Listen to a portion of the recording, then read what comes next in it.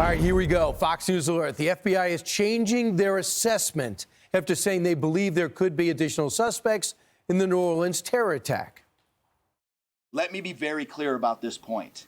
This was an act of terrorism. We do not assess at this point that anyone else involved in this attack is involved in this attack except for Shamsuddin Jabbar, the subject you've already been briefed on. Served in the military for a period of time. Here to discuss all this is retired four-star General Jack Keane. But before we get to Jack Keane, I want to just go over some of the history and some of the organizations to reframe your mind. We used to talk about this every day. I mean, let's go back to Hamas. In the 1980s, they emerged right in the Gaza West Bank area. Their goal as a Sunni extremist organization to oust all Western culture, especially Israel, from what they consider Palestine, which it's not. They still exist today. They are financed and loosely affiliated with Iran, but they're Shia Iran.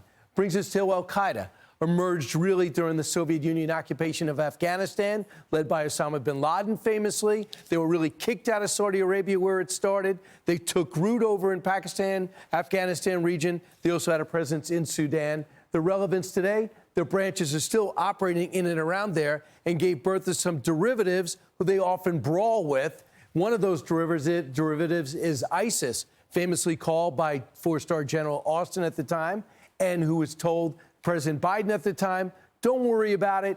They're really not a big deal. They're like the JV team. They're not the JV team. They can be, they are famed for being able to inspire people without training them in person. And of course, this latest attack in New Orleans, this suspect, who is now dead, was inspired by ISIS. So let's talk to General Jack Keane about all this, the chairman for the Institute of Study of War. So, General, as we're going to weave in some of the incidents that have happened over the last year of terror attacks around the world, how do we stop this? Is there something we could do in the Middle East to stop what's happening in the West? Well, certainly at the foundation of all of this is an ideology that perpetuates it. And they have a big idea, and it's difficult to defeat an idea like that, given the roots that exist in some of these countries to help fester and grow that idea.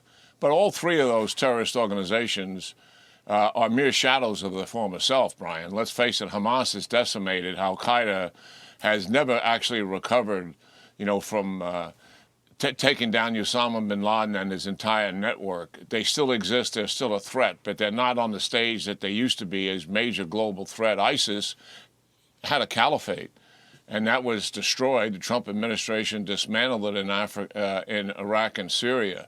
Now, the fact is that there are hotspots around the world. There's still radical Islamist organizations in 40 countries. And the hotspots, fortunately, are not in the United States. These are organizations that exist. They have networks. They do planned and premeditated attacks, and they're taking place in Africa, in Mali, in Kenya, in Niger, in Somalia, in Indonesia, in Southeast Asia, and obviously in Pakistan and Afghanistan, where there is a rise of ISIS and their desire to conduct attacks outside of Afghanistan. We've already seen it in Iran and in Europe, and certainly the United States is trying to keep its eye on that. But as you pointed out earlier in the show, we don't have our eyes and ears. We closed our multiple CIA bases, and we certainly have no one on the ground to keep an eye on that threat. But nonetheless, the United States is not one of the hotspots where radical Islam extremism is on the rise. It is in some other places in the world, and we have to maintain our vigilance. I'm not saying we ease up on anything. We've got good intelligence. We have good counterterrorism organizations that we've put together after 9/11, where we're coordinating these activities and watching them. But here, we don't have networks that we're dealing against. We don't have an organization that we're dealing against. We're dealing with a lone wolf who's very hard to penetrate, that person, an individual on the internet that's getting more and more radicalized and then makes a decision to jihad and use violence against his own people. That's very difficult to discern that and prevent it, obviously. Obviously. So when President Trump takes over on January 20th, he's got a situation in the Middle East simmering, a lot of people waiting for him. Maybe Netanyahu is. There's a report today in Axios that Joe Biden discussed plans to strike Iran's nuclear sites if Tehran was speeding towards a bomb. I heard they are speeding towards a bomb. Do you look at that? Do your sources say the same thing? Well, here's the issue. I mean, the Iranians have a decision to make.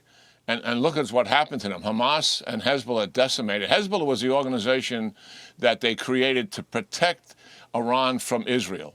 And that organization also has got major problems. They've lost their strategic platform in Syria. They are defenseless at home because Israel stripped away their air defense system. They can't even protect their leaders in Tehran, to be frank about it, much less their nuclear systems and their rockets and missiles. So what's their choice? What they want to do more than anything else is preserve their regime.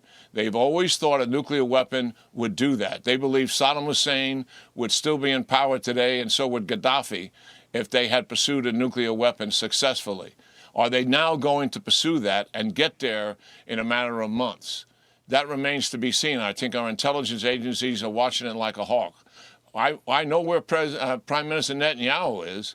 He wants to eliminate this threat. He sees this as a strategic opportunity. They're defenseless. They're not going to be able to retaliate very much because they've taken down a lot of their rockets and missiles, and they can do more of that with a strike that goes after their nuclear system.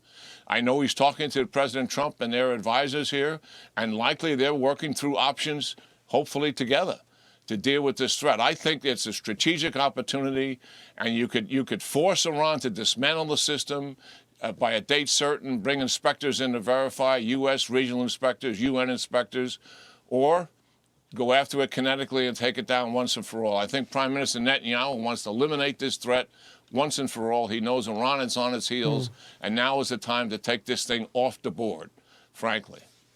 You know, General, the other thing would be Netanyahu is not going to ask for much. Just let him do it instead of getting in his way or tipping off the Iranians. That was how bad the relationship seemed to be between the Biden administration and Netanyahu. He's going to have a much better relationship with this administration. It's going to be quite interesting because this is a historic opportunity, as you repeatedly have told us. General, thanks so much. Have a fantastic weekend. I'm Steve Doocy. I'm Brian Kilmeade. And I'm Ainsley Earhart. And click here to subscribe to the Fox News YouTube page to catch our hottest interviews and most compelling analysis.